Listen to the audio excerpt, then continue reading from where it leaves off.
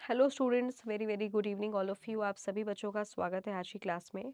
तो आज हम लोग यहाँ पे ह्यूमन डिजीज़ का लेक्चर नंबर 2 कवर करने वाले हैं। तो very very good evening all of you, very very good evening. आप सभी बच्चों का स्वागत है। तो चलिए शुरुआत करेंगे अपनी आज की क्लास की। लास्ट क्लास की बात करें तो लास्ट क्लास में हम लोगों ने ह्यूमन डिजीज़ के बारे में जाना था कि आखिरकार रोग क्या होता है, कैसे फैल सकता है, इसके कारण क्या हो सकते हैं। ये सारी चीज़ें हम लोगों ने अपनी लास्ट क्लास में जो है डिस्कस किया था, राइट। तो very very good evening all of you. आप सभी बच्चों का स्वागत है आज के इस सेशन में। पिछली क्लास से रिलेटेड अगर किसी की बच्चे के मन में कोई डाउट है तो आप अपने डाउट को पूछ सकते हैं। अदरवाइज हम शुरुआत करेंगे अपनी आज की क्लास की। आज हम लोग क्या पढ़ने वाले हैं भाई? तो आज हमारा ह्यूमन डिजीज का ही लेक्चर नंबर 2 है। तो आज ह्यूमन डिजीज का ही लेक्चर नंबर 2 है, ठीक है। तो मानव रोग का ही लेक्चर नंबर 2 आज हम लोग यहाँ पे डिस्कस कर रहे हैं। तो very very good evening all of you, very very good evening. Last class में मैंने आपको कहा था कि ये जो चार्ट है इसको बढ़िया तरीके से याद कर लेना, क्योंकि ये एक तरीके से ट्रिक है और इस ट्रिक के माध्यम से ही क्या कर सकते हो, इस ट्रिक के माध्यम से ही आप बेसिकली वायरस से होने वाली बीमारियों के बारे में आपको पता चल जाएगा। कभी कभी एग्जाम में ये भी पूछ लेता है कि कौन सी बीमारी ऐसी है जो वायरस के कारण हो सकती है, तो आपको नाम जो है पता होना चाहिए, ठीक है। तो हम लोग यहाँ पे पढ़ रहे थे वायरल डिजीज़ के बारे में, जिसमें लास्ट क्लास में हम लोगों ने पोलियो के बारे में पढ़ा था, जिसको हम कहते हैं पोलियोमाइलाइटिस। पोलियो के बारे में हम लोग ऑलरेडी डिस्कस कर चुके थे। इसके अलावा हम लोगों ने रेबीज़ के बारे में भी पढ़ा था। रेबीज़ के अलावा हम लोगों ने हेपेटाइटिस या जिसको हम कहते हैं हेपेटाइटिस, इसके बारे में भी हम लोगों ने क्या किया था, अपनी लास्ट क्लास में डिस्कस किया था, राइट। अब मुझे बताइए, लास्ट क्लास से रिलेटेड किसी को कोई डाउट है? हेपेटाइटिस जो कि बेसिकली आपके लिवर को प्रभावित करता है, इसके बारे में हम लोगों ने लास्ट क्लास में डिस्कस किया था। तो ये भी आपका वायरस से होने वाली बीमारी है, जो कि आप सभी लोग जानते हैं। बाकी हेपेटाइटिस के कई सारे प्रकार भी हैं, ये हम लोग ऑलरेडी डिस्कस कर चुके थे, ठीक है। अब हम यहाँ पे अगली बीमारी के बारे में जानेंगे, जिसे कहते हैं एड्स। एड्स जो है बहुत ही जानलेवा और कह सकते हैं कि जानलेवा ही बीमारी है, क्योंकि अभी हमारे पास एड्स से बचने के लिए कोई भी वैक्सीनेशन अवेलेबल नहीं है। तो बेसिकली अब हम यहाँ पे जो तीसरी बीमारी जानेंगे, जो कि वायरस की वजह से ही होती है, और वो है एड्स।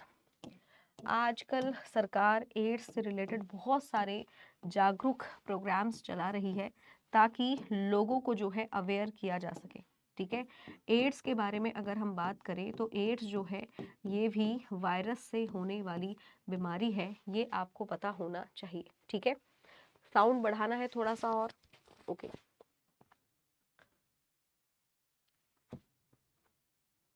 हाँ ठीक है, क्लियर।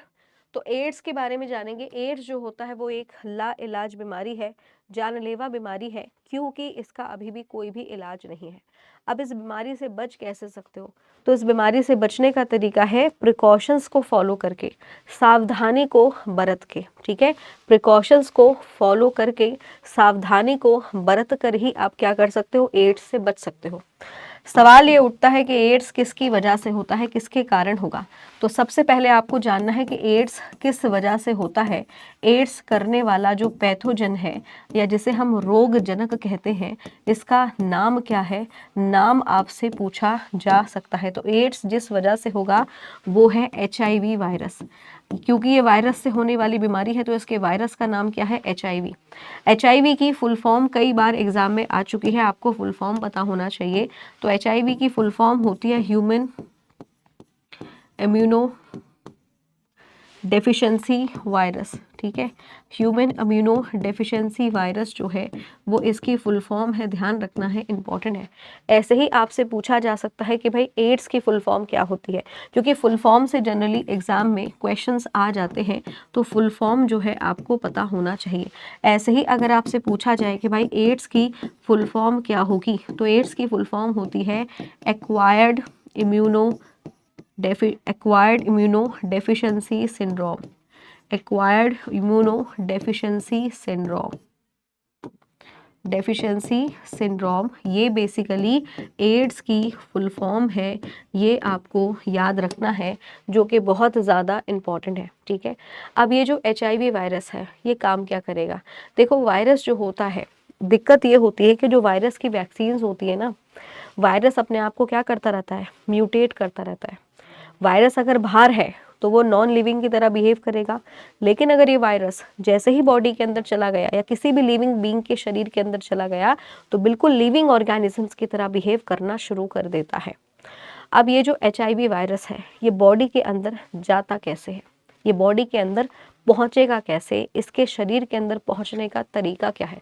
बट एक चीज़ आप यहाँ पे याद रखेंगे, अगर किसी व्यक्ति को HIV हो जाता है या किसी व्यक्ति को एड्स हो जाता है तो इसके लिए डॉक्टर एक टेस्ट करवाएगा। ठीक है, वो टेस्ट का नाम याद रखना, उसी टेस्ट के थ्रू पता चलता है, एक परीक्षण कराया जाता है, उसी टेस्ट के थ्रू पता चलेगा कि हाँ इस व्यक्ति को एड्स हो गया है।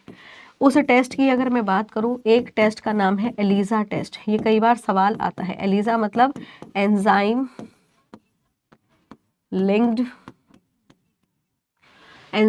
लिंक्ड सॉल्वेंट एजे, ये फुल फॉर्म याद रख लेना क्योंकि पेपर में फुल फॉर्म ज़रूरी है, याद रखेंगे। एलिजा टेस्ट कराया जाता है जिससे ये पता चलता है कि व्यक्ति की बॉडी में HIV वायरस है या नहीं है। तो एक तो टेस्ट कराया जाता है HIV का, एलिजा।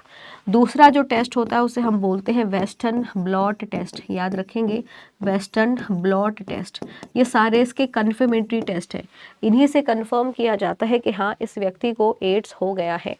इसके अलावा एक और टेस्ट होता है जिसे हम बोलते हैं PCR टेस्ट।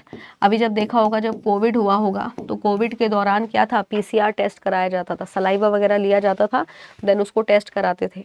तो ये 3 टेस्ट है जो कि एड्स के बेसिकली पहचान के लिए कराए जाते हैं। ठीक है, अब जो ये एड्स है ये हमारी बॉडी के अंदर जाकर किस चीज़ को नुकसान पहुंचाएगा? तो एड्स अगर शरीर के अंदर, HIV वायरस अगर बॉडी के अंदर चला जाता है तो ये किस चीज़ को डिस्ट्रॉय करेगा, ये किस चीज़ को नष्ट करेगा? तो याद रखना है, ये जिस चीज़ को नष्ट करेगा वो है हमारा इम्यून सिस्टम। ये हमारी रक्षा प्रणाली को ही ख़त्म कर देता है और यही कारण है कि अगर किसी व्यक्ति को एड्स हो जाता है तो वो सर्वाइव नहीं कर पाता, क्योंकि ये रक्षा प्रणाली को ही ख़त्म कर देता है, याद रखेंगे।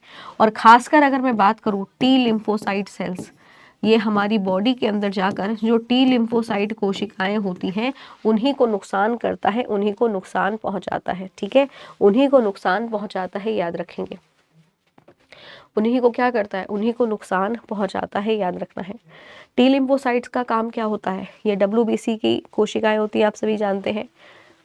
इनका काम होता है वायरस को नष्ट करने का। इसके अलावा शरीर के अंदर कोई भी अगर एंटीजन आता है उस एंटीजन की पहचान रखना, वो इसी का काम होता है। इसलिए सबसे पहले HIV वायरस क्या करेगा, इसी को ख़त्म करेगा, इसी को नष्ट करेगा, ताकि शरीर के अंदर अगर कोई और भी एंटीजन बॉडी के अंदर एंटर करे तो क्या होगा, शरीर का जो रक्षा तंत्र है वो उसको पहचान नहीं पाएगा और वो उसको ख़त्म नहीं कर पाएगा।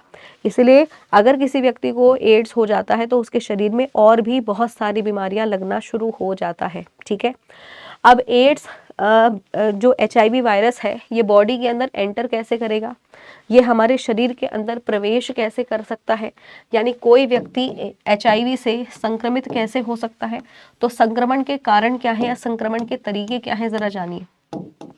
और ये बहुत ज़्यादा ज़रूरी है, ये चीज़ आपको याद रखना है कि अगर किसी व्यक्ति को हो गया है तो संक्रमण का कारण क्या है, क्या रीजंस हैं जिसकी वजह से जो HIV वायरस है उससे व्यक्ति जो है संक्रमित हो सकता है। तो सबसे पहला कारण आप याद रखेंगे, बाय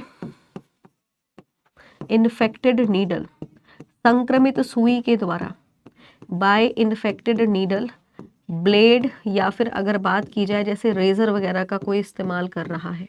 ठीक है, इन कारणों से, जैसे आपने देखा होगा हॉस्पिटल्स वगैरह में क्या होता है, जैसे गांव वगैरह में जो थोड़े से झोला छाप डॉक्टर होते हैं, है ना, मेडिकल प्रॉपर पढ़ा नहीं होते, MBBS प्रॉपर पढ़े नहीं होते, फिर भी डॉक्टर बन जाते हैं, दवाइयाँ वगैरह लिखना शुरू कर देते हैं, एक ही इंजेक्शन का इस्तेमाल करते हैं, सेम इंजेक्शन का इस्तेमाल करेंगे, सेम सुई का इस्तेमाल करेंगे। तो एक पेशेंट आया उसको वो इंजेक्शन लगा दिया, उस सुई को निकाला, पानी से धुल दिया, फिर दूसरा पेशेंट आया उसको भी वही सुई लगा दी। तो होता ये है कि जो ये निडल होती है, निडल पे क्या होता है, निडल पे होगा ब्लड, ब्लड के थ्रू ही, क्योंकि जब किसी दूसरे व्यक्ति को वो ही इंजेक्शन लगाया जाएगा तो जो वायरस है HIV वायरस वो बॉडी के अंदर एंटर कर जाएगा। तो संक्रमित सुई जो होती है, याद रखेंगे। तो कभी भी आप हॉस्पिटल जा रहे हैं, कभी भी आप अपना ब्लड टेस्ट कराने जा रहे हो, तो इस चीज़ का आपको खास तौर पर ध्यान रखना है कि जो भी आपका ब्लड ले रहा है, जो भी आपका ब्लड टेस्ट कर रहा है, वो बिल्कुल फ्रेश इंजेक्शन यूज़ करे। फ्रेश इंजेक्शन यूज़ करने के बाद आपका ब्लड उसने ले लिया, लेने के बाद आपकी जिम्मेदारी ये भी बनती है कि आपको क्या करना है, वही इंजेक्शन को देखना है कि वो उसको डिस्ट्रॉय करके डस्टबिन में डाले। नहीं तो क्या होगा, वो आगे जाके किसी और को भी यूज़ कर सकता है, क्योंकि ये बीमारी ऐसे ही फैलती है। इसके अलावा ब्लेड, आपने देखा होगा लड़कों के अंदर खासकर ये आदत होती है कि लड़कों में भाईचारा बहुत चलता है कि एक दूसरे का ब्लेड इस्तेमाल कर रहे हैं, एक दूसरे का रेज़र इस्तेमाल कर रहे हैं। तो ब्लेड, रेज़र में ही ब्लेड लगाए जाते हैं दाढ़ी वगैरह बनाने के लिए। तो कभी कभी गलती से क्या हो गया, अगर कहीं पर कट लग गया तो क्या होगा, ब्लड आ गया। ब्लड आ गया मीन्स HIV वायरस, और वही सेम ब्लेड का इस्तेमाल अगर कोई और व्यक्ति कर रहा है तो उसको भी क्या हो सकता है, वो भी HIV से संक्रमित हो सकता है, याद रखेंगे। ऐसे ही अगर आप किसी बार्बर की शॉप पर जा रहे हो और बार्बर जो उस तरह का इस्तेमाल करता है बालों को वो करने के लिए, हजामत बनाने के लिए, दाढ़ी बनाने के लिए उस तरह का इस्तेमाल करता है, अगर उस तरह से किसी को कट लग गया और आपको थोड़ी पता है कि उस व्यक्ति को एड्स है या नहीं है, तो अगर सपोज करिए कोई ऐसा व्यक्ति है जिसको HIV है, जिसको एड्स है, और उसने उसके हजामत बनाई, बाल उसके किए उस तरह से, और वही सेम उस तरह का इस्तेमाल उसने किसी और व्यक्ति की बॉडी पर भी कर दिया, तो उसको भी क्या हो जाएगा, वो भी HIV से संक्रमित हो जाएगा। तो हमेशा इस चीज़ का ध्यान रखना है, अपना खुद का रेज़र इस्तेमाल करना है, चाहे लड़का हो चाहे लड़की हो, अपना खुद का रेज़र ही आप इस्तेमाल करेंगे। कभी भी इन सब चीज़ों की शेयरिंग नहीं होती है, ये चीज़ आपको ध्यान में रखना है। तो बेसिकली संक्रमित सुई की वजह से, संक्रमित ब्लेड या रेजर के कारण ऐसा हो सकता है। दूसरा रीजन होता है बाय इन्फेक्टेड ब्लड ट्रांसफ्यूजन। किसी व्यक्ति को एड्स हो रखा है, उसकी बॉडी से ब्लड निकाल कर किसी दूसरी व्यक्ति के शरीर में लगा दिया जाए, तो बेसिकली ये क्या होगा, इन्फेक्टेड ब्लड ट्रांसफ्यूजन का मतलब होता है कि ज़रूरत पड़ने पर, जैसे आपने देखा होगा हॉस्पिटल्स वगैरह में एक्सीडेंट वगैरह अगर हो जाता है तो ब्लड बैंक से ब्लड लेकर आते हैं और जिस व्यक्ति को ब्लड की ज़रूरत होती है उसकी बॉडी में ब्लड को ट्रांसफ्यूज कर देते हैं। तो याद रखना है, संक्रमित रक्त के कारण भी, संक्रमित रक्त के कारण भी क्या है, HIV हो सकता है, ध्यान रखना है। तो कभी भी जब भी कभी कोई ब्लड डोनेट करता है तो सबसे पहले उसके ब्लड की जांच कराई जाती है कि कहीं इसको HIV तो नहीं है, कहीं इसको एड्स तो नहीं है। तो ब्लड के थ्रू फैलता है, ध्यान रखना है। तीसरा कारण होता है बाय प्रेग्नेंट वुमेन। अगर कोई महिला गर्भवती है, pregnant women to her child, उसका जो बच्चा है उसको हो सकता है, बच्चा कौन सा, जो उसके गर्भ में उसका बच्चा पल रहा है, जो बच्चा उसके यूट्रस में है, जिसका डेवलपमेंट हो रहा है, उसको एड्स हो सकता है। तो याद रखेंगे, गर्भवती महिला से, अगर कोई गर्भवती महिला है, याद रखना है, गर्भवती महिला से उसके भ्रूण को हो सकता है, ठीक है, याद रखेंगे। चाइल्ड का मतलब यहाँ पे आप ध्यान रख सकते हो, कभी कभी फीटस लिखा हुआ आता है, फीटस या जिसको हम भ्रूण कहते हैं, ठीक है, जो बच्चा अभी गर्भाशय के अंदर मौजूद है, तो उसको भी क्या हो सकता है, एड्स हो सकता है। ये चीज़ आपको याद रखनी है, जो कि बहुत ज़्यादा इंपॉर्टेंट है, ठीक है। और चौथा कारण जो है, जो सबसे बड़ा कारण है, वो है by unprotected sexual intercourse, by unprotected sexual intercourse. असुरक्षित यौन संबंधों के कारण भी क्या होता है भाई, असुरक्षित यौन संबंधों के कारण भी होता है एड्स, याद रखेंगे, असुरक्षित यौन संबंध के कारण भी एड्स हो सकता है, ये चीज आपको याद रखना है। तो ये चीजें आपको यहाँ पे खास तौर पर ध्यान में रखनी है, जो कि बहुत ज्यादा इंपॉर्टेंट है। यही 4 कारण हैं, इन्हीं 4 कारणों से एड्स होता है, इसके अलावा कोई और कारण नहीं है। अगर किसी व्यक्ति को एड्स हो गया है, अगर आप उसके साथ बैठकर खाना खा रहे हो, उसके साथ बैठकर हैंडशेक कर रहे हो, उसके कपड़ों का इस्तेमाल कर रहे हो, तो इनसे एड्स नहीं होता है। एड्स होने के केवल यही 4 तरीके हैं, यही तरीके आपको पता होने चाहिए, जो कि बहुत ज़्यादा इम्पॉर्टेंट है। एड्स की कोई अभी हमारे पास इलाज नहीं है, पुख्ता इलाज नहीं है, तो यही सारे प्रिवेंशन ही आप लोग कर सकते हैं, यही सारे प्रिवेंशन ही आप लोग कर सकते हैं, ठीक है। हाँ, अनप्रोटेक्टेड सेक्सुअल इंटरकोर्स का मतलब ये है कि जैसे सपोज करिए लड़का है उसको एड्स हो रखा है, या लड़की है उसको एड्स हो रखा है, और वो लोग फिजिकल रिलेशंस बनाए, मतलब सेक्सुअल इंटरकोर्स करें, तो अगर उन्होंने प्रोटेक्शन यूज़ नहीं किया, जैसे लड़के ने अगर प्रोटेक्शन यूज़ नहीं किया हुआ है, ठीक है, तो क्या हो जाएगा, HIV जो है बॉडी के अंदर चला जाएगा, HIV वायरस चला जाएगा। ये चीज़ आपको ध्यान में रखना है। तो ये 4 तरीके हैं, इन तरीकों से ही एड्स से बचा जा सकता है, याद रखेंगे। लोगों को इन 4 तरीकों के बारे में बताने के लिए, लोगों को इन 4 तरीकों से जागरूक करने के लिए हर साल क्या है, सरकार जो है वर्ल्ड एड्स डे मनाती है, विश्व एड्स दिवस, world AIDS day. World AIDS day का मतलब होता है विश्व एड्स दिवस। इसको मनाने के पीछे का रीज़न क्या है, ये रीज़न यही है कि हमें लोगों को क्या करना है, जागरूक करना है, क्योंकि जब तक लोग जागरूक नहीं होंगे, अवेयर नहीं होंगे, एड्स के केसेस जो है वो बढ़ते चले जाएंगे। तो प्रत्येक 1 दिसंबर को हर साल क्या होता है, वर्ल्ड एड्स डे मनाया जाता है, याद रखना है, इंपॉर्टेंट है। एड्स एक बीमारी है और ये बीमारी HIV से होती है, सोना। एड्स एक बीमारी है जो कि बेसिकली किससे होगी, HIV से होगी। यहाँ पर लिख भी लो अगर तुम लोग कंफ्यूज हो रहे हो, तो मैंने जो HIV लिखा है, HIV मतलब कि भाई एड्स की बात हो रही है कि एड्स के संक्रमण का कारण क्या है। एड्स जो है वो HIV से होता है, ध्यान रखेंगे। तो ये इन चीज़ों का ध्यान रखना है, बहुत इंपॉर्टेंट है, ये चीज़ें आपको याद रखना है, ठीक है। हाँ हाँ बिल्कुल सोनी, अगर प्रेग्नेंट वुमेन को एड्स हो रखा है तो उसके बच्चे को भी हो जाएगा, ठीक है। अगर प्रेग्नेंट वुमेन को एड्स हो रखा है तो उसके बच्चे को भी हो जाएगा, ये चीज़ आपको यहाँ पे ध्यान में रखनी है, that is very very important. Okay, is that clear? चलिए, बहुत ही अच्छे, बहुत ही शानदार। अब इसके बाद अगली बीमारी की बात करेंगे। अगली बीमारी होती है डेंगू। अगली बीमारी जो है वो है डेंगू। डेंगू के बारे में बात करेंगे। डेंगू जो होता है इसको हम कहेंगे ब्रेक बोन फीवर, इसको कहा जाता है हड्डी तोड़ बुखार। इसमें क्या होगा, अगर किसी व्यक्ति को डेंगू हो जाता है तो उसकी हड्डियों में कई सालों तक बहुत ज़्यादा दर्द रहता है, बहुत ज़्यादा पेन रहता है। डेंगू जो होता है जिस वायरस की वजह से होता है उसका नाम है फेल्वी वायरस। डेंगू जो होता है वो वायरस की वजह से होता है, याद रखेंगे। और डेंगू फैलता कैसे है, एक मच्छर के काटने की वजह से फैलता है, जिस मच्छर का नाम है एडीज मस्किटो। एडीज या फिर टाइगर मस्किटो के काटने की वजह से क्या होता है डेंगू, याद रखेंगे, इंपॉर्टेंट है, ठीक है। चीजें क्लियर है?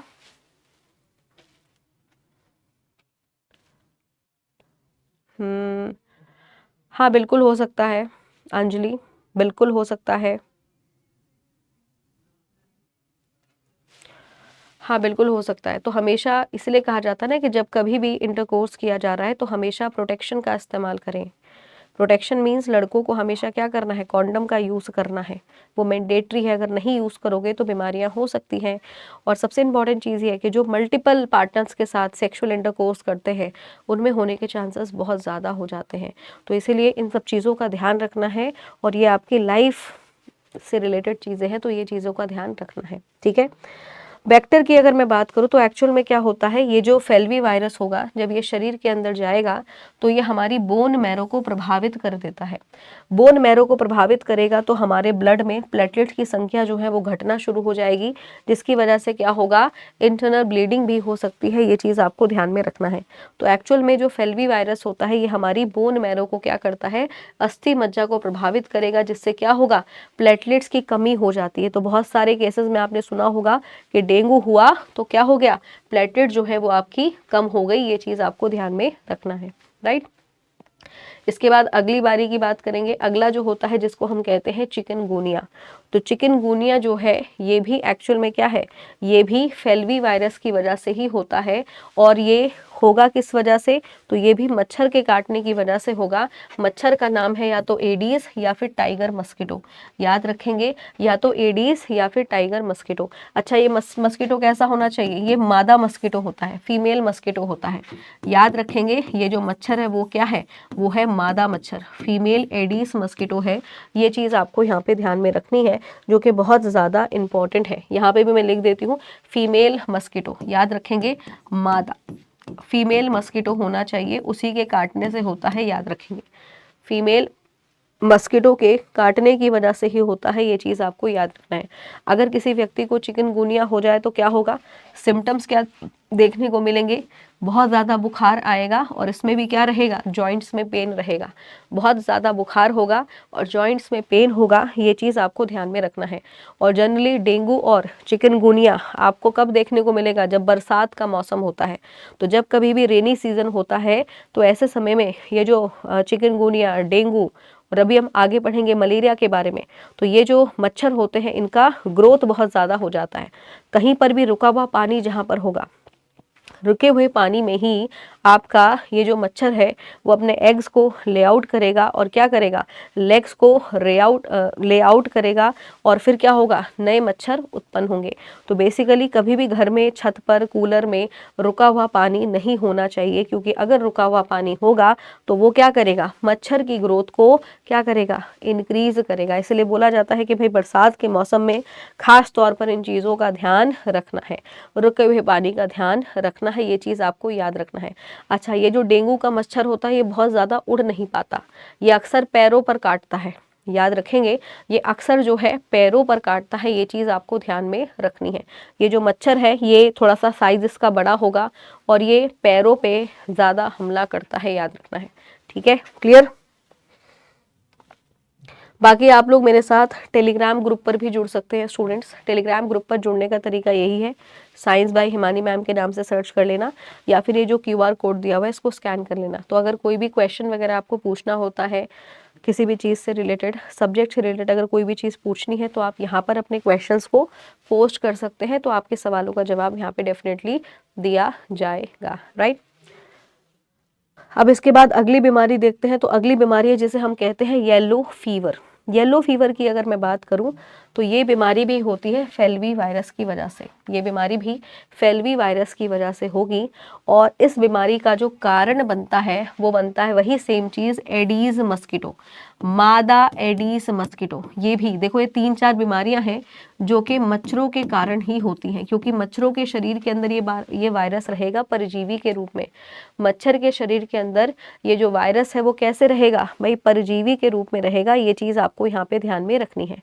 येलो फीवर इसको इसलिए कहा जा रहा है क्योंकि इस बीमारी में क्या होता है, पीलिया, चूंकि मरीज होने के कारण पीला दिखता है इसलिए इसको पित्त जोहार भी कहते हैं। एक्चुअल में येलो फीवर में क्या होगा, लिवर प्रभावित हो जाता है। लिवर प्रभावित होगा तो इस कंडीशन में क्या होगा, व्यक्ति जो है उसकी बॉडी क्या होगी, येलो येलो, जैसे जॉइंटिस में व्यक्ति येलो दिखाई देता है। येलो दिखाई देने का मतलब ये है कि आंख का जो व्हाइट वाला पोर्शन है वो येलो होना शुरू होता है। यूरिन में येलो कलर आना बहुत शुरू होगा, क्योंकि ये बिलिरुबिन की वजह से होता है, पिगमेंट की वजह से, जो कि लिवर इंक्रीज करना शुरू कर देता है। नाखून जो होते हैं पीला होना शुरू हो जाते हैं। तो ये इस बीमारी में आम तौर पर देखने को मिलेगा, ये चीज़ आपको ध्यान में रखना है। तो येलो फीवर भी क्या है, ये भी फेल्वी वायरस की वजह से होगा, ये चीज़ आपको यहाँ पे ध्यान में रखना है। अगला होता है जिसे हम बोलेंगे जीका वायरस। जीका वायरस जो होता है ये भी अगर मैं बात करूं तो ये भी बेसिकली फेल्वी वायरस के कारण ही होता है, और ये होता है सेक्सुअल ट्रांसमिशन की वजह से, यानी ये यौन संचारी होता है। ये क्या होगा, ये यौन संचारी होता है, यानी सेक्सुअल कांटेक्ट की वजह से ये हो सकता है, याद रखेंगे। जीका वायरस भी जो होता है ये भी अगर बात करें तो इसका भी रोग वाहक क्या होगा, इसका भी रोग वाहक एडीज या फिर टाइगर मस्किटो ही है। ये भी बेसिकली क्या होगा, एडीज या फिर टाइगर मस्किटो के काटने की वजह से ही होता है, याद रखेंगे। यानी कहने का मतलब यह है कि अगर किसी व्यक्ति को जीका वायरस हो गया और वो व्यक्ति अगर किसी के साथ सेक्सुअल कांटेक्ट करे तो उस व्यक्ति को भी जीका वायरस हो सकता है, याद रखेंगे। और सबसे खतरनाक होता है ये जब कोई महिला प्रेग्नेंट होती है, गर्भ अवस्था के दौरान ये सबसे ज़्यादा खतरनाक होता है, याद रखेंगे। और इस बीमारी का सबसे बड़ा जो लक्षण होगा वो क्या होगा, एक तो शरीर में दर्द रहेगा, बुखार आएगा, जॉइंट पेन्स होंगे। साथ के साथ क्या होता है, प्रेगनेंसी के दौरान अगर किसी व्यक्ति को, किसी महिला को जीका वायरस हो जाए तो ये बच्चे का जो सर होता है, बच्चे का जो हेड होता है, उसको डेवलप नहीं होने देता। सर जो होता है बहुत छोटा रहता है, बच्चे का जो सर होगा उसका आकार बहुत छोटा हो जाता है। तो जनरली ये क्या करेगा, माइक्रोसेप्लेसी इन चिल्ड्रन, ये क्या करेगा, माइक्रो का मतलब होता है छोटा, सेफ्लेसी जो होगा वो सिर से संबंधित होता है। तो ये बच्चे के सर को क्या कर सकता है, छोटा कर सकता है, यानी हेड का डेवलपमेंट जो होता है उसको थोड़ा सा प्रभावित करता है, याद रखेंगे। तो ये बेटा हेड के डेवलपमेंट को क्या करता है, प्रभावित करता है। ये चीज आपको याद रखनी है, जो कि बहुत ज्यादा इंपॉर्टेंट है। क्लियर। अगली बीमारी है जिसे हम कहते हैं कॉमन कोल्ड, या जिसको बोला जाता है रिनिनिट्स, यानी इसको हम कहते हैं जुखाम। ये बड़ी आम बीमारी है। आपने एक चीज नोटिस की होगी, अगर किसी व्यक्ति को जुखाम हो रहा है तो अगर उसके साथ कोई दूसरा व्यक्ति उसके संपर्क में आए और वो उसी व्यक्ति के ऊपर खांसे या उसी व्यक्ति के ऊपर छींके तो उसको भी क्या हो सकता है, उसको भी कोल्ड हो सकता है। और जब कभी भी मौसम में परिवर्तन होता है, जब कभी भी मौसम में बदलाव होता है तो कॉमन कोल्ड जो है वो बहुत ही आम बीमारी है। ठीक है, तो ये जो वायरस, ये किस वायरस से होता है कोल्ड, तो ये होता है राइनो वायरस की वजह से। रीनो वायरस जो होगा इसकी वजह से क्या होता है, कोल्ड होता है, याद रखेंगे। और कोल्ड जो है फैलता कैसे है, तो इसका जो संक्रमण होता है, याद रखेंगे, संक्रमित व्यक्ति के संपर्क में आने से, संक्रमित व्यक्ति के संपर्क में आने से, संपर्क में आने से क्या होगा, ये फैलता है, याद रखेंगे। जैसे सपोज करिए किसी व्यक्ति को जुकाम हो रहा है, वो आपके ऊपर छींक दे, यानी एक चीज और है जैसे वाटर ड्रॉपलेट,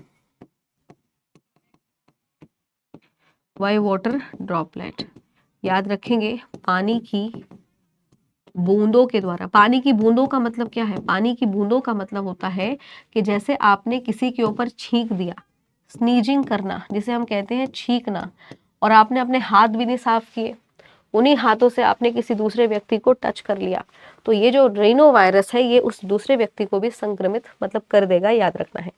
ये जो वायरस होता है ये जनरली आपकी नाक को प्रभावित करेगा और नाक से होते होते आपके रेस्पिरेटरी ट्रैक को भी प्रभावित करेगा, याद रखेंगे। लेकिन ये आपके फेफड़ों को संक्रमित नहीं करता, ये चीज़ आपको ध्यान में रखना है। तो जब कभी भी आपको कोल्ड होता है तो आपने एक चीज़ नोटिस की होगी, पहले आपकी नाक में दर्द होगा और नाक में दर्द होते होते आपके गले में दर्द होगा। ठीक है, ये क्या करेगा, आपके गले को प्रभावित करेगा, आपके रेस्पिरेटरी ट्रैक को प्रभावित करेगा, लेकिन आपके फेफड़ों को प्रभावित नहीं करता है। ये चीज़ आपको ध्यान में रखना है। और ये जनरली एक हफ्ते के अंदर ठीक भी हो जाता है। अगर आप गर्म पानी पियोगे और प्रॉपर थोड़ा काढ़ा वाड़ा बना के पियोगे तो ये ठीक हो जाएगा, ये आपको नुकसान नहीं पहुंचाएगा। तो रेस्पिरेटरी ट्रैक का मतलब हो जाएगा कि आपकी जो श्वसन नली है, जिसको हम कहते हैं ट्रैकिया, ये वहीं तक क्या करेगा, उसी को यहीं तक ये क्या करेगा, प्रभावित करेगा। ये चीज़ आपको ध्यान में रखना है, जो कि बहुत ज़्यादा इम्पॉर्टेंट है। ठीक है, तो ये बेसिकली आपकी नाक को और आपके श्वसन जो आपकी नलिका है उसको प्रभावित करता है। इसलिए कोल्ड जब होगा तो क्या सिम्टम होगा, सबसे पहले गला दर्द करेगा, ऐसा लगेगा गले में ईचिंग हो रही है ना। फिर क्या होगा, धीरे धीरे नोज को फिर प्रभावित करेगा, पूरा दर्द होना शुरू हो जाएगा, ऐसा लगेगा जैसे बॉडी पेन हो रहा है। और जनरली क्या होता है, बुखार भी आ जाता है ना, फीवर भी आ जाता है अगर किसी को कोल्ड बहुत सीवियर हो जाए तो। Clear everyone. इसके बाद अगली जो वायरल से बीमारी होगी वो है इन्फ्लुएंजा। इन्फ्लुएंजा की बात करेंगे तो ये भी बिल्कुल कॉमन कोल्ड की तरह ही होता है।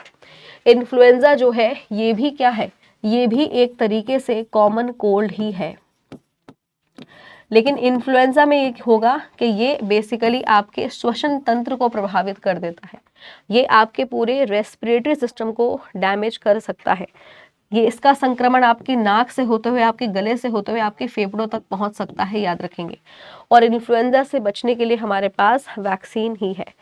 तो अगर आपसे पूछा जाए कि भाई कोल्ड से, इन्फ्लुएंजा से बचने के लिए क्या करोगे, तो इसके लिए आप क्या करोगे, साफ सफाई का ध्यान रखोगे। अगर किसी व्यक्ति को हो गया है जुकाम तो प्रॉपर मास्क वेयर करे, छींक वगैरह आ रही है तो प्रॉपर हाथ वगैरह धुले, ठीक है, ताकि जो है दूसरे व्यक्तियों को संक्रमण से बचाया जा सके। बट आमतौर पर आपने देखा होगा अगर घर में अगर किसी एक व्यक्ति को हो गया है फिर तो भाई सभी व्यक्तियों को होना लाजमी है, ठीक है। यहाँ तक क्लियर सबको? यहाँ तक सबको क्लियर हो चुका है? बताओ फटाफट जल्दी से। यहाँ तक सबको क्लियर हो गया? कोई डाउट है अभी तक जितना हम लोगों ने पढ़ा है? Clear everyone? क्लियर हाँ या ना में जवाब देंगे।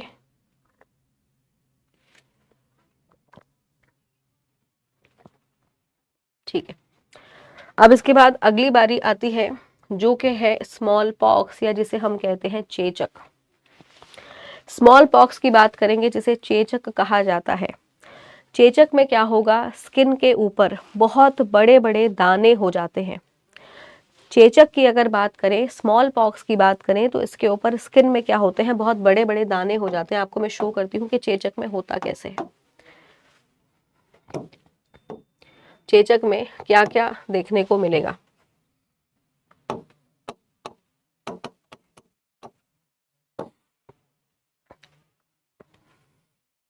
चेचक की बात करेंगे तो इसमें क्या होता है, स्किन पर आपको इस तरीके से बड़े बड़े ऐसे मोटे मोटे से दाने देखने को मिलेंगे। इस तरीके से पूरी स्किन पर ये फैल जाता है चेचक। चेचक जो होता है ये वेरियोला वायरस की वजह से होता है। किस वायरस की वजह से होता है? वेरियोला वायरस की वजह से होता है। और ये एग्जाम में बहुत बार आता है, ये एग्जाम में बहुत बार आता है। ये जो वायरस है वो ऑर्थोपॉक्स वायरस की कैटेगरी से या ऑर्थोपॉक्स वायरस की फैमिली से आता है, याद रखेंगे। तो चेचक में क्या होगा, स्किन के ऊपर ऐसे बड़े बड़े से बॉडी के ऊपर इस तरीके से दाने हो जाते हैं। ये चीज़ आपको यहाँ पे ध्यान में रखना है, जो कि बहुत ज़्यादा इम्पॉर्टेंट है। ये चीज़ आपको यहाँ पे ध्यान में रखना है, ठीक है। चेचक की अगर बात करें, दुनिया की जो सबसे पहली वैक्सीन बनी थी वो चेचक की ही वैक्सीन बनी थी, याद रखेंगे। तो स्मॉल पॉक्स जो होगा, जिस वायरस से होगा, उस वायरस का नाम है वेरियोला वायरस, याद रखेंगे। और अगर आपसे पूछा जाए कि भाई इसका संक्रमण कैसे होता है, तो इसका संक्रमण होता है संक्रमित व्यक्ति के संक्रमित व्यक्ति के संपर्क में आने से। अगर किसी व्यक्ति को स्मॉल पॉक्स हो गया है, आप उसके कपड़े इस्तेमाल कर रहे हो, उसका तौलिया, उसका साबुन, ये सब चीज़ें तुम इस्तेमाल कर रहे हो, उसकी बेडशीट पर जाकर बैठ रहे हो, सो रहे हो, तो ये वायरस आपको हो सकता है। ये जो वायरस है ये पूरी तरीके से अब इसके कोई मामले नहीं आते। आखिरी जो इसका मामला आया था वो सोमालिया में आया था अक्टूबर 1977 में। ये बीमारी भारत से भी पूरी तरीके से विलुप्त हो चुकी है, मतलब भारत में भी अब ये बीमारी नहीं होती है, याद रखेंगे। इसका जो संक्रमण होगा, अगर किसी को चेचक हो जाता है तो इसका बेसिकली सिम्टम क्या होगा, बहुत ज़्यादा हाई फीवर आएगा, बहुत ज़्यादा बुखार आएगा और स्किन के ऊपर बड़े बड़े से दाने हो जाएंगे। उन दानों के अंदर फ्लूइड भी होगा, उन दानों के अंदर द्रव्य भी होगा, ऐसा लगेगा जैसे पानी सा है। और वो फ्लूइड ही, उसी फ्लूइड की वजह से क्या होता है, दूसरा व्यक्ति भी संक्रमित हो जाता है। ये चीज़ आपको ध्यान में रखना है। तो स्किन पर बड़े बड़े दाने होंगे और वो दाने अगर फूट जाएं तो ये स्किन पर क्या करता है, निशान भी छोड़ जाता है। तो अगर किसी को स्मॉल पॉक्स होगा तो उसकी स्किन पर क्या है, निशान भी रह जाता है, धब्बे भी रह जाते हैं, मार्क्स भी रह जाते हैं, याद रखेंगे। अब इस बीमारी से बचने का तरीका क्या है, देखो ये जो स्मॉल पॉक्स है, वैसे तो अब भारत में इसके केसेस आते ही नहीं है। बचपन में ही, इसको हिंदी में हम कहते हैं चेचक, बचपन में ही इसकी वैक्सीन लगा दी जाती है। आपको, मुझको, हम सबको इसकी वैक्सीन लगी हुई है। इसका संक्रमण कैसे होता है, तो सबसे पहले आपको इसके ट्रांसमिशन के बारे में पता होना चाहिए, क्योंकि एग्जाम में इसके संक्रमण से सवाल आता है कि चेचक के फैलने का कारण क्या है। तो चेचक के फैलने का कारण है by contact with infected person. अगर आप संक्रमित व्यक्ति के संपर्क में हैं, ठीक है, अगर आप संक्रमित व्यक्ति के संपर्क में हैं तो, या फिर संक्रमित व्यक्ति के जो भी सामान है आप उसका यूज कर रहे हो, तो ये बीमारी आपको हो सकती है। तो याद रखेंगे, संक्रमित व्यक्ति के संपर्क में आने से, संक्रमित व्यक्ति के संपर्क में आने से ऐसा हो सकता है, याद रखेंगे, ये बीमारी फैल सकती है। जैसे उसके कपड़ों का अगर आप इस्तेमाल कर रहे हो, उसकी टॉवल का आप इस्तेमाल कर रहे हैं, उसके साबुन का आप इस्तेमाल कर रहे हैं, तो ये बीमारी हो सकती है। ये चीज़ आपको ध्यान में रखना है। इसका प्रिवेंशन कैसे होगा, इसका निवारण कैसे करेंगे, इस बीमारी से बचा कैसे जाएगा। तो प्रिवेंशन की अगर मैं बात करूं तो प्रिवेंशन जो है, इसका बचाव जो है, सबसे पहले तो यही चीज़ का ध्यान रखना है कि संक्रमित व्यक्ति के संपर्क में नहीं आना है। दूसरी चीज़, अगर किसी को हो भी जाता है तो हमारे पास स्मॉल पॉक्स की वैक्सीन अवेलेबल है। तो उस व्यक्ति को क्या किया जाता है, स्मॉल पॉक्स का वैक्सीन यानी टीका लगा दिया जाता है, यानी वैक्सीन जो है उस व्यक्ति को लगा दी जाती है और प्रॉपर दवाइयाँ वगैरह दी जाती हैं, लोशंस वगैरह दिए जाते हैं ताकि वो उसके दाने जो है वो ठीक हो जाए। ठीक है, इज दैट क्लियर। एक चीज़ और याद रखना, फर्स्ट वैक्सीन, अगर आपसे पूछा जाए दुनिया की पहली वैक्सीन कौन सी बनी थी, तो फर्स्ट वैक्सीन जो बनी थी वो चेचक की ही बनी थी, स्मॉल पॉक्स की ही बनी थी। ये चीज़ आपको याद रखना है। और ये वैक्सीन बनाई किसने थी, डेवलप्ड बाय, याद रखेंगे, एडवर्ड जेनर। जिस व्यक्ति ने ये वैक्सीन बनाई थी उनका नाम क्या है, तो ये वैक्सीन विकसित की थी, किसने की थी, तो ये जिन्होंने की थी उनका नाम है एडवर्ड जेनर। इसलिए इनको फादर ऑफ वैक्सीनाइजेशन भी बोला जाता है, या इनको हम कहते हैं फादर ऑफ वैक्सीनाइजेशन, या फिर इनको फादर ऑफ इम्यूनाइजेशन भी हम बोलते हैं, याद रखेंगे। इसका जो पैथोजन है बेटा वो वेरियोला वायरस है, वेरियोला वायरस है, याद रखेंगे। कब बनाई थी, 1798 में बनाई थी। ये वैक्सीन को कब डेवलप किया गया था, 1798 में डेवलप किया गया था। और इन्होंने ही कॉन्सेप्ट दिया था कि अगर हम व्यक्ति के शरीर में पहले से ही वैक्सीन लगा देंगे उस पर्टिकुलर एंटीजन की, तो क्या हो जाएगा, बॉडी में उस वायरस या उस बैक्टीरिया या जो भी है उसके प्रति क्या हो जाएगा, एंटीबॉडीज बन जाएंगी, और जो है हमारा शरीर जो है उस बीमारी से बच जाएगा। क्लियर। तो इसीलिए इन्हें हम कहते हैं टीकाकरण के जनक, इनको टीकाकरण के जनक बोला जाता है। ये चीज़ आपको याद रखना है, जो कि बहुत ज़्यादा इम्पॉर्टेंट है और यहाँ से कई बार एग्जाम में सवाल आ जाता है। ठीक है, तो याद रखेंगे स्मॉल पॉक्स जो है वो होता है वेरियोला वायरस की वजह से। ये चीज़ आपको यहाँ पे ध्यान में रखनी है। इसी के बाद इसी में आता है जिसको हम कहते हैं चिकन पॉक्स। चिकन पॉक्स को भी हम चेचक बोलते हैं, लेकिन एक्चुअल में चिकन पॉक्स चेचक नहीं होता। इसमें क्या होता है, बहुत ही छोटे छोटे से दाने होते हैं। चिकन पॉक्स में क्या होगा, ये सारी बीमारियां चाहे आपका ये हो जाए या दूसरा हो जाए, चिकन पॉक्स की अगर मैं बात करूं तो चिकन पॉक्स भी जो है ये होता है जनरली जिस वायरस की वजह से, उस वायरस का नाम है वेर्सीला जोस्टर वायरस। जिस वायरस के कारण होता है उसका नाम होता है वेर्सीला जोस्टर वायरस, चिकन पॉक्स। ठीक है, चिकन पॉक्स में भी क्या होगा, इसमें भी आपकी स्किन पर बेसिकली क्या होगा, छोटे छोटे से दाने आना शुरू हो जाएंगे। गाँव वगैरह में इसको हम बोलते हैं छोटी माता। जैसे गाँव वगैरह में ये बीमारी हो जाती है तो इसको कहा जाता है छोटी माता। छोटी माता में यही होगा, क्या होगा, इसमें भी सेम चीज़ का प्रिकॉशन लेना है कि संक्रमित व्यक्ति के संपर्क में आने से बचना है। ठीक है, और क्या करना है, प्रॉपर अलग से बच्चे को रखा जाता है, 15-20 दिन में व्यक्ति ठीक हो जाता है। ठीक है, इसके लिए भी वैक्सीन हमारे पास उपलब्ध है, वैक्सीन लगा दी जाती है। ठीक है, ये कई बार एग्जाम में आता है कि चिकन पॉक्स होता किसकी वजह से है, तो ये होता है वेर्सीला जोस्टर वायरस की वजह से होता है, याद रखेंगे। इसके बाद अगली बीमारी की बात करेंगे जिसको हम कहते हैं मप्स। मप्स जो होता है ये भी वायरस के कारण होता है, याद रखेंगे। इसको हम कहते हैं कंठमाला रोग। ये छोटे बच्चों को ज़्यादा होता है, छोटे बच्चों को ये बीमारी ज़्यादा होती है। इसमें क्या होगा, आपके यहाँ पर ये जो हिस्सा है आपका कान के पास, आपकी एक सलेवरी ग्लैंड होती है जिसका नाम है पैराटॉइड ग्लैंड। उस ग्लैंड में सूजन आ जाती है, याद रखेंगे। आपके बेसिकली कान के पास एक ग्रंथि होती है जिसको हम कहते हैं पैराटॉइड ग्लैंड। उसके अंदर क्या होता है, सूजन आ जाती है, याद रखेंगे। उसके अंदर क्या होगा भाई, उसके अंदर सूजन आ जाएगी। तो सूजन आने की वजह से क्या होता है, यहाँ पर बहुत ज़्यादा स्वेलिंग हो जाती है। ये जनरली बच्चों में ये बीमारी कॉमन है, कॉमन इन चिल्ड्रंस। छोटे बच्चों में ये बीमारी ज़्यादा देखी जाती है। कारण क्या है, बीमारी फैलेगी कैसे, जैसे बच्चा बात करते करते उसके मुंह से सलाइवा निकल रहा है, थूक निकल रहा है। जैसे आपने देखा होगा कुछ लोग ऐसे होते हैं जो बात करते करते उनके मुंह से थूक निकल रहा होता है, तो ये सलाइवा के थ्रू ये जो बेसिकली वायरस है ये संक्रमित होता है, याद रखेंगे। तो याद रखेंगे ये आम तौर पर बच्चों में पाया जाता है।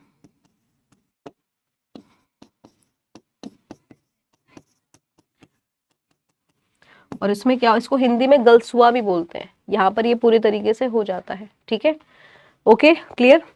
तो इसमें वही है, बच्चे को थोड़ा सा सावधानी रखनी है और थोड़ा सा उसको बेसिकली क्या करना है, उसको थोड़ा सा हाइजीन रखना है और थोड़ा सा बच्चे को क्या करना है, जैसे सलाइवा वगैरह अगर कुछ है तो उससे बचना है, ठीक है। कैसे दिखता है जरा देख लेते हैं। अगर किसी व्यक्ति को मप्स होगा तो वो कैसे दिखाई देगा, जरा देख लेते हैं।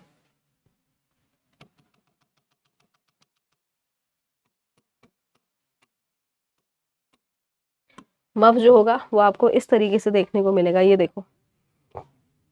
तो इसमें क्या होगा, जनरली बच्चे को जो है खाने को निगलने में बहुत ज़्यादा दिक्कत होगी। उसका ये हिस्सा जो है वो पूरा क्या हो जाएगा, इसका वो हिस्सा है जो है वो पूरा स्वेल हो जाएगा इस तरीके से, जैसे आपको यहाँ पे नज़र आ रहा है, ये देखिए। तो ये क्या हो जाएगा, ये भी मप्स वायरस की वजह से होगा और ये पूरा हिस्सा जो है बहुत बड़े तरीके से क्या हो जाएगा, स्वेल हो जाएगा। ये चीज़ आपको यहाँ पे ध्यान में रखनी है। और ये जनरली फैलता है सलाइवा की वजह से, बात करते करते जैसे थूक निकल जाना है ना, सलाइवा जिसको हम कहते हैं, राल जिसको कहा जाता है, उसकी वजह से फैलता है। ये चीज़ आपको याद रखना है। और ये धीरे धीरे क्या करेगा, गले को संक्रमित कर सकता है। तो निगलने में, खाना निगलने में बहुत ज़्यादा दिक्कत होती है छोटे बच्चों को। तो ये है मप्स, याद रखेंगे, वायरस की वजह से होता है, ध्यान रखना है, ठीक है, क्लियर।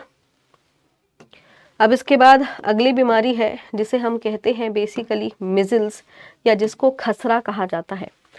मिजल जो होता है ये भी बेसिकली होगा रिब्यूला वायरस की वजह से। मिजल या जिसे हम खसरा कहते हैं, इसमें क्या होगा, पूरी बॉडी के ऊपर क्या हो जाएंगे, लाल लाल रंग के रैशेस हो जाएंगे।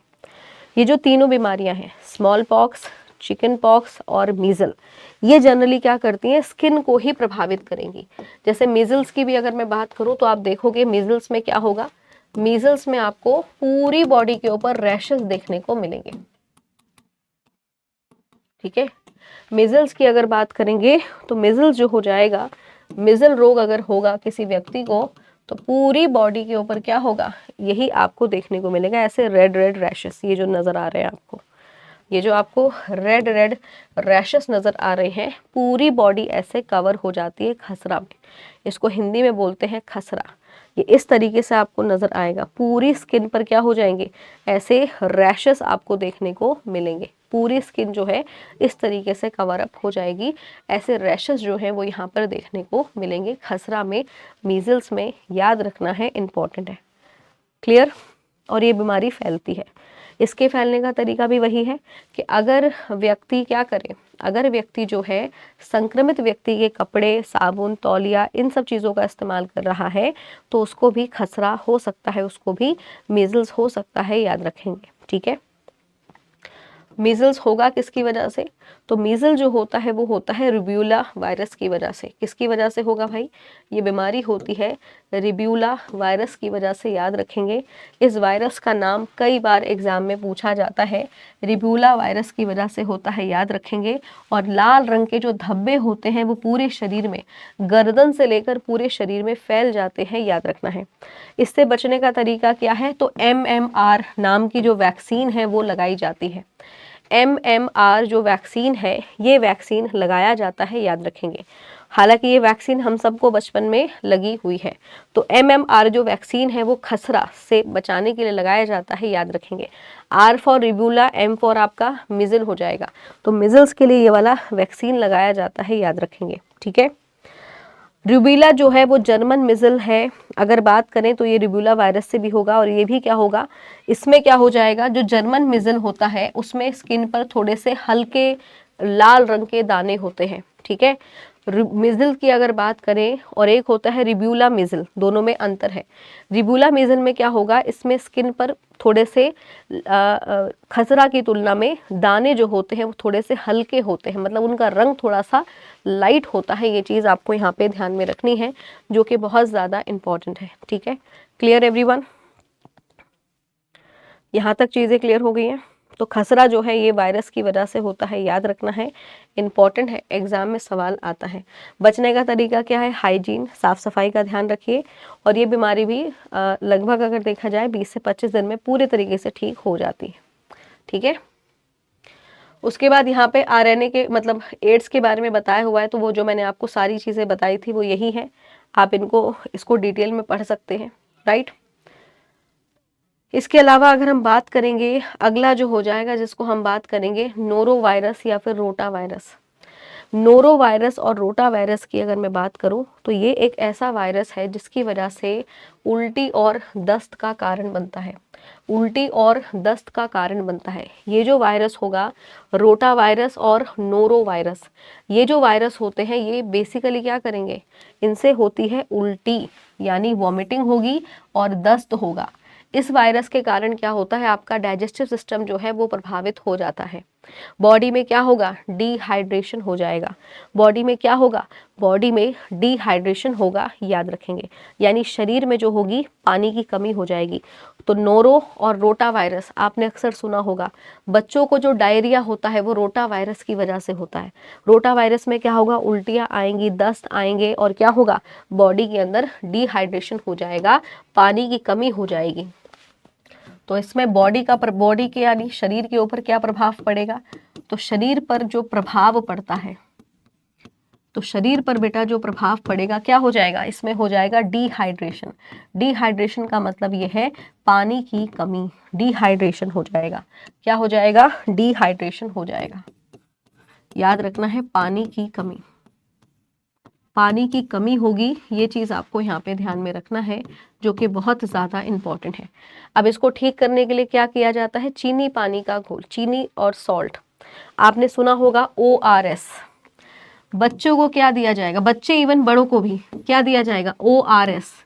ORS का सॉल्यूशन दिया जाता है, यही इसका है, ठीक है। थोड़ा साफ सफाई का भी ध्यान रखना है, और ORS का घोल दिया जाएगा। ORS ओरल रिहाइड्रेशन सॉल्यूशन इसको कहा जाता है, ओरल रिहाइड्रेशन सॉल्यूशन इसको हम कहते हैं। इसमें एक्चुअल में क्या होगा, मैं आपको ORS के पाउचेस दिखा सकती हूँ, ये अक्सर दिए जाते हैं। अगर आपकी बॉडी में भी कभी इलेक्ट्रोलाइट्स की कुछ प्रॉब्लम हो जाए तो आप इनको यूज कर सकते हो। इस तरीके से आप देख सकते हो, हालांकि ये यही है, ये है ORS। ये देखो, ओरल रिहाइड्रेशन सॉल्ट्स इसको कहा जाता है, ठीक है। ओरल रिहाइड्रेशन सॉल्ट इसको कहा जाता है, ये रहा ORS। और इसको बनाने के लिए WHO ने जो फॉर्मूला दिया है वही यहाँ पर आपको यूज करना है। WHO ने जो फॉर्मूला बताया है वही यूज करना है ORS में। ORS के अंदर क्या मिलेगा आपको, सोडियम, पोटेशियम क्लोराइड और सिट्रेट, ठीक है। ये सारी चीजें साथ में डेक्सोट्रोट, ये सारी चीजें यहाँ पर आपको मिलेंगी। ये सारी चीजें मिलाकर ही बनाया जाता है ORS का घोल। तो अगर किसी व्यक्ति को डायरिया हो गया है, वॉमिटिंग बहुत ज़्यादा आ रही है, पानी की कमी बॉडी में बहुत ज़्यादा हो जाती है, तो इसी को क्या करना है, एक गिलास पानी के अंदर इसको मिलाकर पी जाना है। ये टेस्ट में ऐसा लगेगा आपको जैसे आप नींबू पानी पी रहे हो, मतलब इसका टेस्ट आपको बिल्कुल ऐसा ही लगेगा। तो 1 लीटर पानी को उबाल कर इसको कैसे दिया जाएगा, आपको क्या करना है, 1 लीटर पानी लेना है, उसको बहुत अच्छे से बॉईल करना है। बॉईल करने के बाद ठंडा जब हो जाएगा, ये मिलाकर फिर आप बच्चे को या जो बड़ा है उसको आप पिला सकते हो, ठीक है। तो ये है, याद रखेंगे। ORS की फुल फॉर्म पूछा जा सकता है, तो इसकी फुल फॉर्म होती है ओरल रिहाइड्रेट, ठीक है, ओरल रिहाइड्रेशन सॉल्ट, ये इसकी फुल फॉर्म होती है। ये चीज आपको यहाँ पे ध्यान में रखना है, ठीक है। रोटा वायरस जो होता है ये बच्चों को संक्रमित करेगा, और नोरो वायरस जो होता है ये अडल्ट्स को संक्रमित करता है, याद रखेंगे, ठीक है। क्लियर, क्लियर स्टूडेंट्स, ठीक है। तो ये चीज आपको यहाँ पे ध्यान में रखनी है। बाकी की जो अगली बची हुई बीमारी है उसको हम लोग पढ़ेंगे अपनी कल की क्लास में। तो मुझे बताइए, आज जितना पढ़ा दिया है सब कुछ समझ में आ गया है, किसी को कोई डाउट तो नहीं है? आज जितना पढ़ा दिया है सबको समझ में आ गया है? तो जनरली रोटा वायरस जो होता है वो छोटे बच्चों को, और ये इतना जानलेवा होता है कि अगर बच्चे के शरीर से, क्योंकि उसको बहुत ज़्यादा दस्त आएंगे, है ना, डायरिया हो जाएगा एकदम, बेसिकली दस्त अगर बहुत ज़्यादा आ रहे हैं तो क्या होगा, शरीर में पानी की कमी हो जाएगी, और बच्चा जो है पानी की कमी के कारण कभी कभी बच्चे की डेथ भी हो जाती है। तो इसमें क्या करना है, ORS देना है, याद रखना है। बाकी के नोट्स मैं आपको यहाँ पे दे रही हूँ, इनको पढ़ लेना। बाकी की जो चीज़ें हैं वो हम लोग अपनी अगली क्लास में डिस्कस करेंगे, ठीक है। तो सारी बीमारियों से बचने का एक ही तरीका है, सावधानी बरतनी है, साफ सफाई का ध्यान रखना है, हाइजीन का ध्यान रखना है, जो कि बहुत ज़्यादा ज़रूरी है। अभी एक चीज़ और आप याद रखेंगे, अभी हाल ही में एक न्यूज़ भी थी कि एक 8 साल से एक जो फीमेल डॉक्टर है वो केस लड़ रही थी, और उस केस में ये था, बहुत सारी कंपनियां ऐसी हैं जो अपने प्रोडक्ट्स पर लिख रही थे ORS। तो ORS जब भी आप यूज़ करेंगे वो WHO का बेस फॉर्मूला ही होना चाहिए, यानी WHO ने जो निर्धारित कर रखा है कि भाई ये जो आयंस हैं इनकी मात्रा कितनी होनी चाहिए, वो आप वही लीजिए, ठीक है, वही पिलाना है बच्चे को, और वही बच्चा हो या बड़ा हो वही यूज़ करें, ठीक है। तो स्टूडेंट्स, आई होप आपको ये आज का टॉपिक अच्छे से क्लियर हो गया होगा। बाकी के जो बीमारियां हैं वो हम लोग अपनी नेक्स्ट क्लास में डिस्कस करेंगे। तो इसी के साथ इस सेशन को यहाँ पे ओवर करेंगे। Thank you so much. अगर कोई डाउट वगैरह होता है तो आप अपने डाउट को कमेंट बॉक्स में लिख सकते हैं। मिलते हैं फिर आपसे कल। Okay, bye bye and take care.